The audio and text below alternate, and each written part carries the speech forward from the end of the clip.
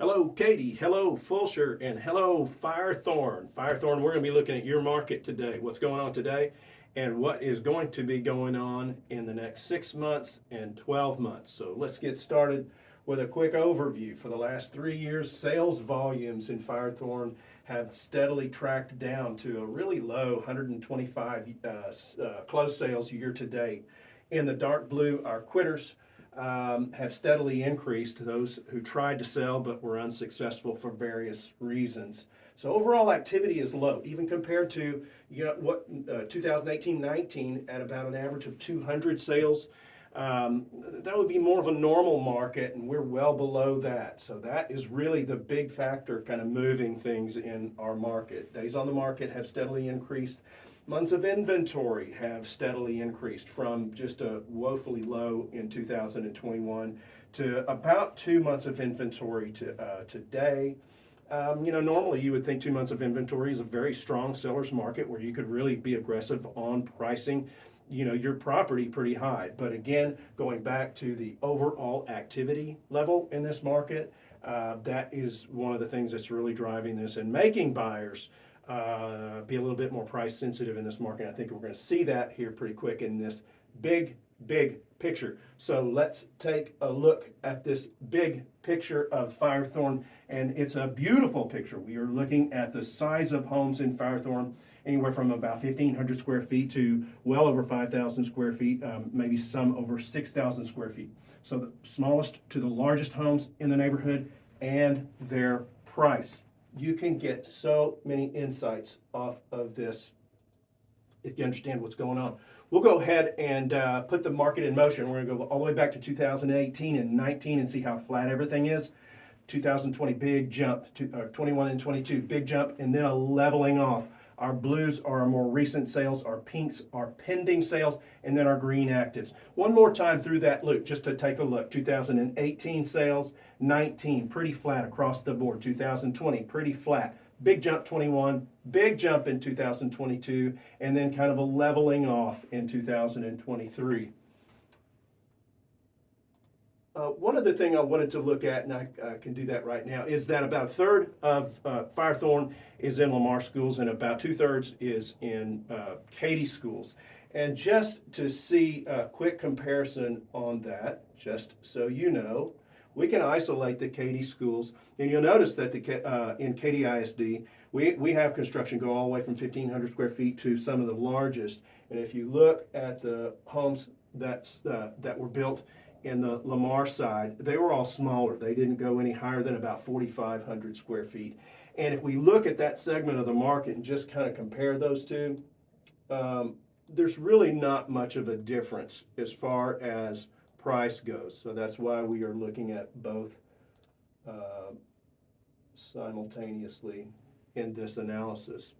So looking at this big picture, this is a beautiful picture of the top of the market. You can see these are the cream puffs. Really great sale. That is light blue. That means that it sold in the last 6 months. Really good recent sale right there. I wish you luck. I hope that's a good sale for you. This has got to be a cream puff, a pretty special home.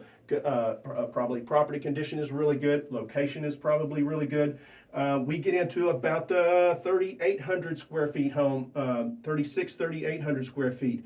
Again, really recent sales. These are records, and within the last 6 months, those sold. And then we get into, here's our 4,500 square foot homes, a bunch of other records, 5,000 square feet, 5,500.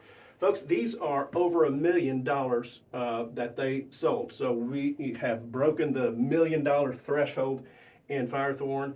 I think that one was 1.1. This one was over $1 million, but they're both record breaking, all within the last year. So the larger homes in Firethorne have done extremely well just in recent times. We have some laggards down here at the bottom of the market. Those could be due to, compromises in location. Their property condition may not be ideal in comparison to some of those others. So, or they may just needed to sell quickly. So those are representative of the bottom of the market. Just to put some numbers to this, If you are that cream puff and you have a 2,000 square foot home, your top of the market price is anywhere from 360 to 510.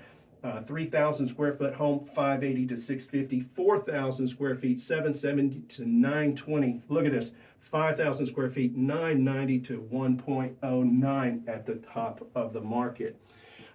If you are trying to get your tax appraisal to the lowest possible value, then this is you at the bottom of the market.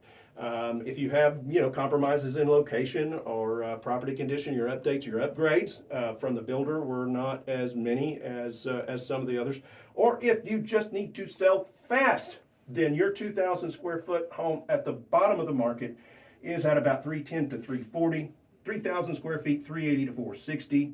4,000 square feet, 480 to 570, 5,000, 770 to 920. Hope you get the idea. This is kind of what we do. We place properties visually in the market so that we can uncover every opportunity that it may bring us. Sort of what we do. Okay. Let's just put a little bit different perspective on the market. Again, we're looking at Firethorne resales. The blue line right here is this just gigantic uptick in the market post-COVID. And then our other big shock to the system is the Fed intervention on interest rates. Interest rates is in the light blue right here. You can see that run up right there. And then prices per square foot, you can see that big run up right there. And then kind of a leveling off in the recent year or so as our inventories have just plummeted. And as I'm showing you these plummeted inventories, the same time frame down here is what we're looking at. And we are looking at in the red ticks right here where sale prices went higher, sometimes 10, 12, 15% higher than asking prices. It just made during this time frame right here, just cooking this market and watching that run up happen, making that run up happen. So a couple of things that you can see is that just a tremendous amount of activity going on here where, we'll put our home on the market and, at this price and see how much more the market is going to bring us at the end of the weekend. This is the kind of attitude here that we all had. And then after the Fed intervention, we started getting some inventory recovery a little bit. It's sort of hit and miss. The prices started leveling off in the market, and you'll notice that these tick marks, they're now more blue, which would mean that sale prices were lower than asking prices. Also seeing the frequency of these tick marks not be quite as much concentrated here. And again, that's the reflection of a lower amount of activity in the marketplace. So just a couple of more comments about mortgage rates. In the gold right here is our 30-year mortgage rate, and you see that has fallen from 7.8 to 7 just in the last several weeks. We also have in orange, the little tick marks here is what the Fed did with the federal funds rate and how aggressive they were starting in about 2022 all throughout that year. And what they were trying to affect is this blue line right here, which is in the inflation rate. And they did. It has come down. The target rate that they're looking for is 2% or less. So, and also the Fed funds rate has not changed. They haven't done anything since August or so of this year. I think probably the margin that we're seeing between 5.3 and 7 is probably about as much as we're going to get if the Fed does not do anything. And I only have numbers for inflation. I think that latest number is October. So I'll be looking forward to updating this when we get the new numbers. But I think if the Fed does not change anything, then I think probably in our next 30 to 60 days, we're going to be looking at interest rates for a 30-year mortgage in the high 6s, low 7s, and probably bouncing around right there. I don't think there's really room for it to come down anymore until the Fed decides to do something else. All right, let's get back to Firethorne and let's just take a look at a quick forecast. This again is a look at the market. This time prices stacked up low to high, and we are looking at a time frame from a year ago today to a year from today. And just really, I think we got two different currents in this market. This 600,000s and less represents about 77% of the market. So this is the vast majority. And take a look at our dotted line. We've got some good upward price pressure, I think, in this part of the market. This is the wheelhouse of Firethorne for sure. Like that, we're not really seeing many of the green actives way back here, you know, that they've stuck around on the market. Probably the longest market time right here is maybe 3 months, maybe 3.5, 4 months. Somewhere there about a good amount of pink pending sales that have happened in this segment of the market and really throughout our lower price points and our upper price points. I am starting my starting point for a 6-month outlook a little bit further out because of that good performance with the pendings. So that will probably take us with good price stability in this part of the market through June, maybe July of next year. Looking strong, looking really good, and upward price pressure, I think, for the time being as well. And then our 700s to are really spectacular, over $1 million now, represents about a quarter of this market here. Pretty flat, pretty stable prices going throughout here. Good number of sales. However, most of these closed sales have happened. You know, that's probably 3 or 4 months ago. So anything closer to today than these, really there was only 3 closed sales that have been more recent. So I'm backing up what can be a 9-month outlook on this part of the market to kind of where these last closed sales were. I'd really like to see some of these greens right here go pending, you know, in some of these upper price points of Firethorne. Would be really nice to see. But right now, you know, I'm moving that starting point back to here, taking a 9-month outlook from there, still only gets us about to June or July of next year with good price stability here. Not really any upper or lower price pressure on this, just fairly steady market conditions there.